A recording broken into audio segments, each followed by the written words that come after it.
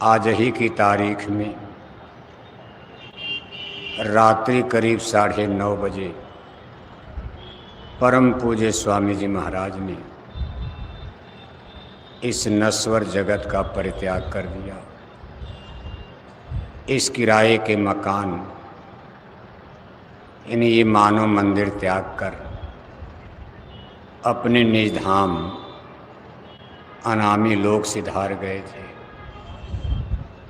जैसा कि परंपरा है,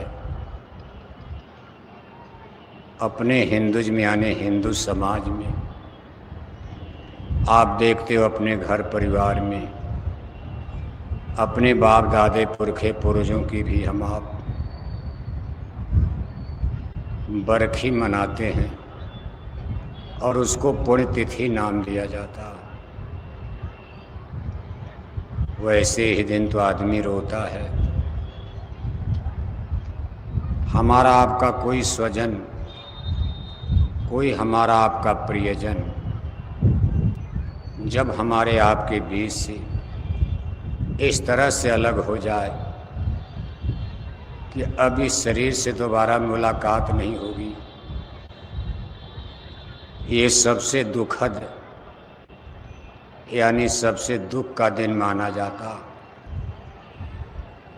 लेकिन हमारी परंपरा में इस दिन को पुण्यतिथि के रूप में मनाया जाता। पुण्य माने पवित्र होता। ऐसा दिन जो जीवन का सबसे दुखदायी दिन होता, उसको हम आप पुण्यतिथि के रूप में हर साल मनाते। इसके पीछे भी कारण है।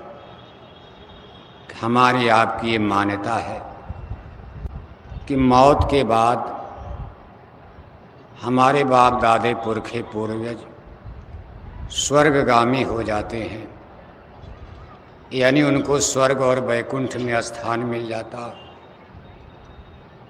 संत सतगुरु अमर देश सतलोक या अपने निज धाम अनामी लोक चले जाते हैं। इस जन्म मरण के द्वंद्व से, जन्म मरण कष्ट और क्लेश के देश से लोगों को छुटकारा मिल जाता। इसलिए इस दिन को पुण्यतिथि एक अच्छे सकून के रूप में मनाया जाता। अब संत सद्गुरु वो तो अमर देश सतलोक का नामी जाते हैं। अब हमारे पुरखे पूर्वज गए कि नहीं गए, मान लो दादा गाय बैल कुत्ता बिल्ला बन गए, तब पुण्यतिथि मनाना वृथा बेकार है। तब हम आम अनजान में पुण्यतिथि मना रहे हैं। ये दिन तो उनके लिए दुखदाई है। उससे अच्छा तो मनुष्य शरीर में रहते। आज ये दिन कितना खतरनाक हो गया कि दादा मानव शरीर से निकलकर कुत्ता बनकर, बैल बनकर, गाय बनकर, कीड़े मकोड़े पशु पक्षी बनकर 4 खान 84 के कुएं में गिर गए। इसलिए ऐसी आत्माओं के लिए पुण्यतिथि मनाना ये हमारा आपका समय और पैसे की बर्बादी है। और अगर हमारे आपके पास पुख्ता प्रमाण है कि नहीं दादा का स्वर्गवास हो गया, स्वर्ग चले गए, वैकुंठ चले गए, ईश्वर या ब्रह्म के देश में चले गए, तब तो पुण्यतिथि मनाना ठीक है। पैसा खर्च करो, अच्छा दिन है। ये बड़ा शुभ घड़ी, शुभ मुहूर्त मानी जाएगी कि दादा की पदोन्नति हो गई, नीचे स्थान से उनको ऊंचा स्थान मिल गया। लेकिन जब स्थान से फिर नीचे ही चले गए, नरकों में चले गए, गाय बैल में चले गए, तब पुण्यतिथि एक आडंबर और पाखंड माना जाएगा। इसी तरह से संतों महात्माओं की पुण्यतिथि खुशी खुशी मनाई जाती। को जन्म मरण के देश में आए थे, जीवों के कल्याण के लिए इतना कष्ट उठाए। उनका कोई निजी कर्म लेना देना कर्जा नहीं था, लेकिन जीवों के हित के लिए संत सद्गुरु इस मृत्यु लोक में मानव जन्म में अवतार लेते और जीवों के लिए कष्ट उठाते। आज वो निकल कर अपने अमर देश सतलोक का नामी चले गए, इसलिए इसको खुशी के रूप में मनाया जाता। दुख भी होता है, उस शरीर से सतगुरु इस स्थूल शरीर से, हाड़ मांस के पिंज पिजड़े से अब सद्गुरु हमको आपको कभी नहीं मिलेंगे। अंदर में मिलेंगे लेकिन सूक्ष्म रूप में मिलेंगे, सूक्ष्म शरीर में मिलेंगे, लेकिन जो देह धारण किया है देह, इसी स्थान पर देखो 21 मई को 3 दिन आप लोगों के दर्शनार्थ 19, 18, 19, 20, 21 और 21 मई सन 2012 को यहीं गुरु महाराज का अंतिम संस्कार चंदन की लकड़ी पर। अभी 3-4 दिन का दृश्य बड़ा दर्दनाक था। इसी तरह से लू और गर्मी तब भी चल रही थी। प्रेमी बेचारे करीब करीब 10-12 दिन तक गुड़गांवा मेदांता अस्पताल में डेरा तंबू डालकर, अब अस्पताल में सबके लिए कमरे तो मिलते नहीं, इतनी गर्म हवा में गुड़गांवा में पेड़ के नीचे डेरा तंबू डालकर 10-12 दिन तक लोगों ने समय बिताया। हरियाणा के, दिल्ली की संगतें लोगों को भोजन प्रसाद। अब ऐसी परिस्थिति में खाने की इच्छा भी किसी की नहीं होती थी, लेकिन अब बिना खाए कोई कब तक रह सकता। तो दिल्ली हरियाणा की संगतों ने अपना योगदान भी दिया। उसमें बहुत से लोग, प्रेमी लोग देश और विदेश से चलकर मेदांता अस्पताल आते रहे, जाते रहे करीब 10-12 दिन तक। लेकिन 18 मई को करीब इसी समय गुरु महाराज मथुरा आश्रम पधार चुके थे और रात्रि में करीब 9:30 बजे उन्होंने इस संसार को त्यागने की मौज कर दिया। जंगल में आग की तरह, बिजली की तरह सूचना फैल गई। सुबह होते होते लाखों प्रेमी, यानी 19 मई को प्रातःकाल लाखों लाख लोग इस आश्रम पर आकर के इकट्ठे हो गए। कोई तैयारी नहीं, कोई व्यवस्था नहीं। आप इतनी बड़ी संख्या में आते, डेरा तंबू लगता, लैट्रिन बाथरूम बनाया जाता, भोजन भंडारे की पहले से सब सेक्टर व्यवस्था रहती। लेकिन 10-12 घंटे के अंदर जिसको जहाँ भी सूचना मिली, अपने सारे काम को छोड़कर लोग चल दिए थे। और सुबह होते होते आश्रम की सारे रास्ते, सड़कें जाम हो गई और 3-4 दिन करीब करीब यहाँ सब लोग पीने को पानी, खाने के लिए भोजन, फिर भी संगतों ने मेहनत किया। आश्रम के सेवादारों ने, अगल बगल की संगतों ने थोड़ा बहुत लोगों के लिए कुछ व्यवस्था, सिस्टम। ये बड़ा ही कठिन समय 18 मई से 21 मई तक जय गुरुदेव मिशन के इतिहास में, हिस्ट्री ऑफ जय गुरुदेव मिशन, यह बड़ा कठिन समय माना जाता। लेकिन अब इसको पुण्यतिथि के रूप में मनाया ही जाएगा। परम पूज्य स्वामी जी महाराज इस घनघोर कलयुग में पैदा हुए। उसमें ब्रिटानिया हुकूमत, भारत पर अंग्रेजों का राज चलता था। 1896 जाड़े का महीना, उत्तर प्रदेश के इटावा जिले के खेतौरा गांव में परम पूज्य स्वामी जी महाराज ने जाड़े के दिनों में अवतार लिया था। और खेतौरा गांव एक टोला, आज आप भी जाकर के जब खेतौरा देखते, कोई डेवलप नहीं, कोई बहुत बड़ा शहर, नगर या कोई बहुत विकसित गांव भी नहीं है। मध्यम वर्गीय जातियां, खेती किसानी करने वाले लोग सन 1896 में उस गांव की क्या स्थिति रही होगी। आज भी आप जाते हो तो न बढ़िया सड़क है, न बढ़िया स्कूल है, न बढ़िया अस्पताल, बिल्कुल वीरान और जंगल में बसा हुआ ये टोला। परम पूज्य स्वामी जी महाराज ने उस धरती और मिट्टी को धन्य कर दिया। भय प्रगट कृपाला दीन दयाला, उसी धरती को उन्होंने चुना और एक मध्यम वर्गीय परिवार में, खेती किसानी करने वालों के घर परिवार में, ऐसे माता पिता के घर में अवतार लिए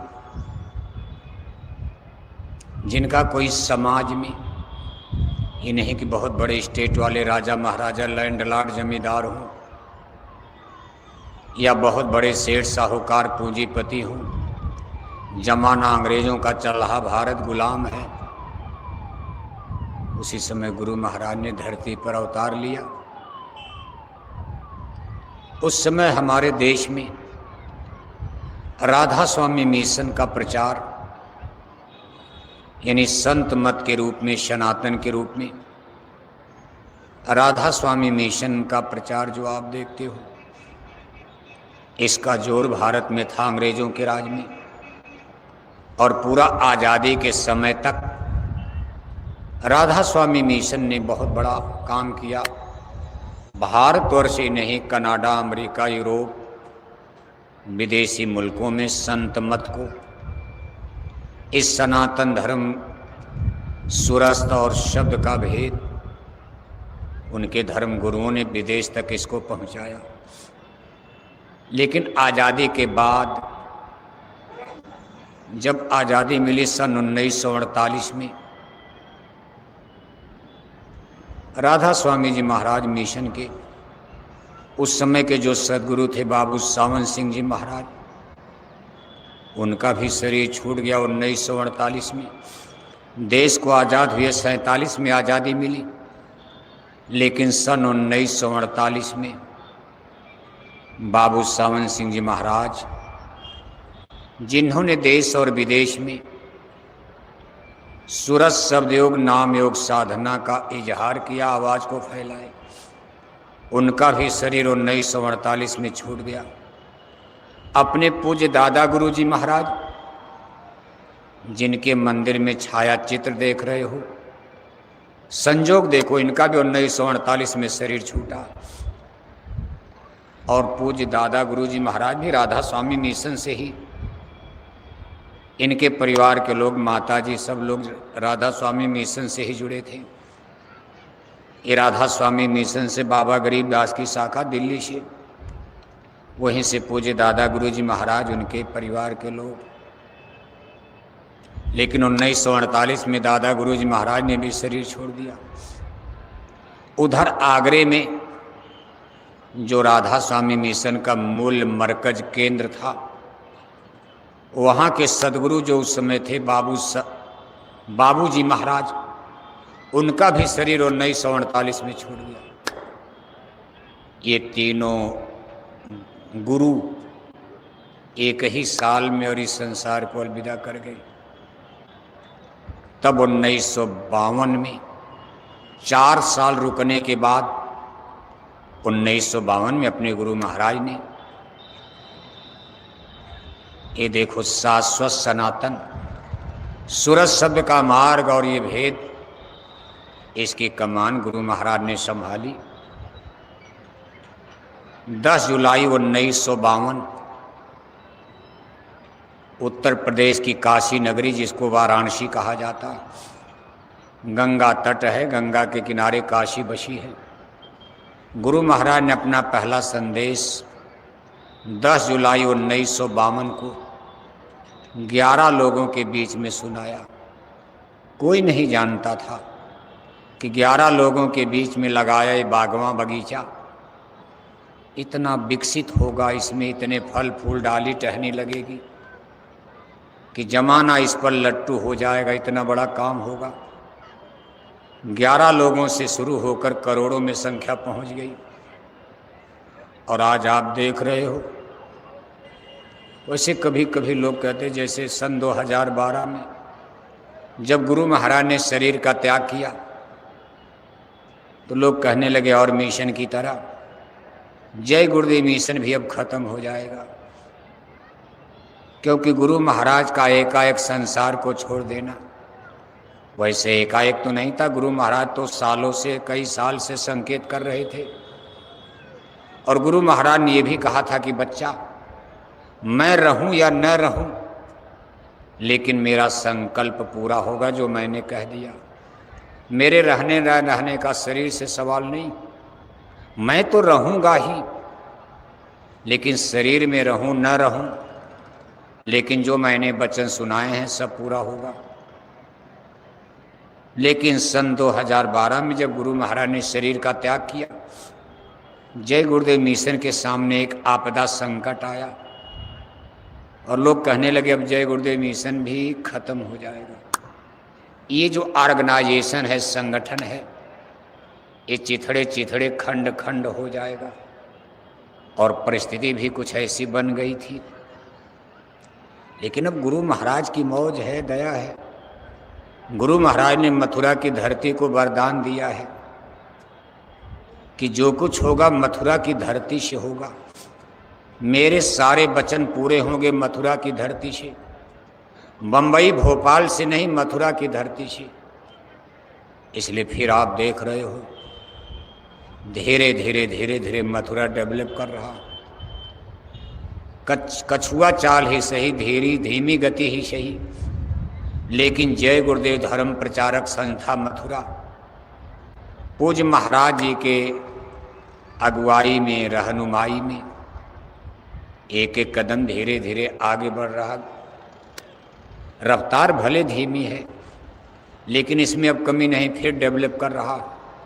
और उसमें आप लाखों प्रेमी भाई बहनों का तन मन धन का सराहनीय सहयोग, आप तन मन धन, रुपए, पैसे, शरीर से आप जो योगदान दे रहे हो, इसके लिए आप सबको धन्यवाद है। और देखो जय गुरुदेव मिशन धीरे धीरे फिर प्रगति की तरफ। और जिस दिन इसका दोपहर का सूरज, यहाँ सबसे बड़ी बात आपको ये समझ लेनी, संगठन तो देश और दुनिया में बहुत है, चाहे पॉलिटिकल ऑर्गेनाइजेशन, चाहे रिलीजियस ऑर्गेनाइजेशन, चाहे स्पिरिचुअल ऑर्गेनाइजेशन, चाहे राजनीतिक संगठन संस्थाएं हों, चाहे धार्मिक और आध्यात्मिक संगठन संस्थाएं हों, सबका दोपहर का सूरज ढलान की तरफ है। किसी का 3 बज चुका है, किसी का 4 बज चुका है, किसी संस्था संगठन का 5 बज चुका। मात्र 1 घंटे में उनका सूरज डूबने वाला, अंधेरा छाने वाला। लेकिन जय गुरुदेव मिशन अभी इसका 10 और 11 के बीच का सूरज है, अभी इसकी दोपहरी भी नहीं आई है। गुरु महाराज इतनी मेहनत करके अभी इसका 10-11, जिस दिन इसका 12 बजे का दोपहरी का सूरज उदीयमान होगा, ये संसार में कुछ करने वाला संगठन है। केवल भक्ति मुक्ति का सवाल नहीं कि भजन करो। गुरु महाराज ने कुछ जिम्मेदारियां सौंप दिया है, और ये जिम्मेदारियां ऐसे नहीं, कलयुग संतों का युग माना गया। जब हम आप इस पर चिंतन और विचार करते हैं, चिंतन विचार कोई हिंदी अंग्रेजी पढ़ने वाला तो समझ नहीं पाएगा। गुरु महाराज के वचन वाणियों को जिन लोगों ने सुना है, या किताबों के माध्यम से आप पढ़ रहे हो, पत्र पत्रिकाओं की, तो आपको थोड़ा बहुत चिंतन विचार होता होगा कि ये ब्रह्मांड कैसे बना होगा। वैज्ञानिक परंपरा में, वैज्ञानिक थियरी सिद्धांत में, फिजिक्स में, जूलॉजी बॉटनी में हमारे बच्चियों को जो कुछ पढ़ाया जा रहा हो तो अलग है। लेकिन साइंस ऑफ सोल, स्पिरिचुअलिज्म में, अध्यात्मवाद के अनुसार इस ब्रह्मांड की रचना का जिक्र, वर्जिन ऑफ यूनिवर्स, ये ब्रह्मांड कैसे बना। ब्रह्मांड का मतलब जिसमें सूरज, चांद, सितारे सब आप देख रहे हो, उसमें स्वर्ग, वैकुंठ। अब सूरज, चांद, तारे तो हम लोग देख रहे हैं, लेकिन स्वर्ग, नरक, ईश्वर, ब्रह्मा का देश तो दिखाई नहीं दे रहा। लेकिन सूरज, चांद, तारे ही नहीं, ब्रह्मा विष्णु शंकर का देश, स्वर्ग नरक सब मिला के बहुत बड़ा ब्रह्मांड है। ये ब्रह्मांड कैसे बना और इस ब्रह्मांड के कोने में वर्जिन ऑफ एर्थ हमारी धरती माता का निर्माण कैसे हो गया, और फिर धरती बनने के बाद वर्जिन ऑफ लाइफ, इस पर हम लोग कहाँ से टपक पड़ी, कहाँ से हम लोग आए, क्या हम लोग धरती से पैदा हुए या आसमान से किसी ने गिरा दिया, माँ के गर्भ में आए तो कहाँ से आए, क्या माँ के गर्भ में ही आदि और अंत है? अगर माँ के गर्भ में आदि और अंत है तो माताएं मर क्यों जाती हैं? फिर दूसरी माताएं पुत्रों को जन्म देती हैं, जो आज बच्चा वही child is the father of the man, जो आज खुद बच्चा है वही पिता बनता है, फादर बनता। ये सब क्रियाएं देख करके बुद्धि हैरान होती कि जिसको आज टट्टी पेशाब का ज्ञान नहीं है, माताएं अंगुली पकड़ करके टट्टी करवा रही, वही आगे चल करके खुद पिता बन जाता। शादी हो गई तो कहेगा हम हस्बैंड हो गए, अब लाओ लड्डू खाओ हम हस्बैंड, जिसको टट्टी पेशाब का ज्ञान नहीं। अभी माँ की गोद में टट्टी कर रहा तब कहता आई एम हस्बैंड, हमारी बहू आ गई हम हस्बैंड हो गए, लो लड्डू खाओ। थोड़े दिन के बाद बेटा बेटी पैदा, कहा भाई हम फादर बन गए, पिता बन गए, लो लड्डू खाओ। तब तक बेटे के बेटा पैदा रहे, कहा हम ग्रैंड फादर हो गए, दादा बन गए, हमारे नाती पोता, लो लड्डू खाओ। और तब तक बेचारा चारपाई पर गिर पड़ा, टूटे दांत, केस बहुजले, ज्योति गई अखियन से, आँख चली गई, चश्मा लगने लगा, कान के बहरे हो गए, दांत टूट कर जमीन पर, गठिया पकड़ लिया, बात पकड़ लिया, मौत के कुएं में गिर गए। अब दादा कहाँ चले गए, सब लीला खत्म हो गई। चले थे फिर वहीं वापस हो गए। ये सब जो ब्रह्मांड का राज रहस्य है, जन्म और मरण, सृजन और विनाश, अध्यात्मवाद, इसका खुल करके एनालिसिस, एक्सप्लेनेशन, विश्लेषण कर रहा है। लेकिन अब वैज्ञानिक रूप से हम लोग पढ़े लिखे इंटेलेक्चुअल, यूनिवर्सिटी कॉलेज का युग है तो थोड़ा सा सस्पेंस पैदा होता। रामायण गीता को पढ़ा जाता है तो कुछ समझ में आता, जब राम और कृष्ण को पढ़ा जाता है, कबीर और नानक को पढ़ा जाता है, कुछ और समझ में आता है। जब न्यूटन और गैलीलियो को पढ़ा जाता है, लैमार्क और डार्विन को पढ़ा जाता है, आइंस्टीन साहब को पढ़ा जाता है, तब थियरी थोड़ा डिफर कर जाती है, वैज्ञानिकों की थियरी। खैर वो विषय बाद में होगा। परम पूज्य स्वामी जी महाराज ने जो संकेत किया, सुनाया, बताया, थोड़ा बहुत हम लोग भी सीखे पढ़े, जिन्होंने गौर से सुना समझा।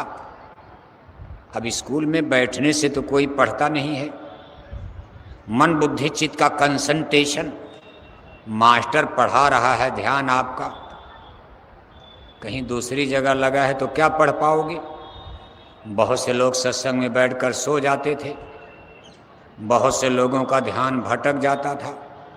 गुरु महाराज ने क्या सुनाया कुछ पल्ले तो पड़ा नहीं, लेकिन जिन लोगों ने तवज्जो दिया, जिन लोगों ने गौर से सुना, या थोड़ा बहुत नाम कमाई, शब्द कमाई किया, ध्यान किया, भजन किया, सुमिरन किया, गुरु महाराज के सत्संग के वचन थोड़े बहुत उनकी पकड़ में, हिस्से में आ गए। गुरु महाराज ने जो कुछ सुनाया बताया, ये ब्रह्मांड की लीला। कहीं वही ब्रह्मांड में कोई था ही नहीं, एक ही पुरुष अनामी प्रभु। इसके बाद धीरे धीरे रचना का विस्तार हुआ। सतपुरुष भगवान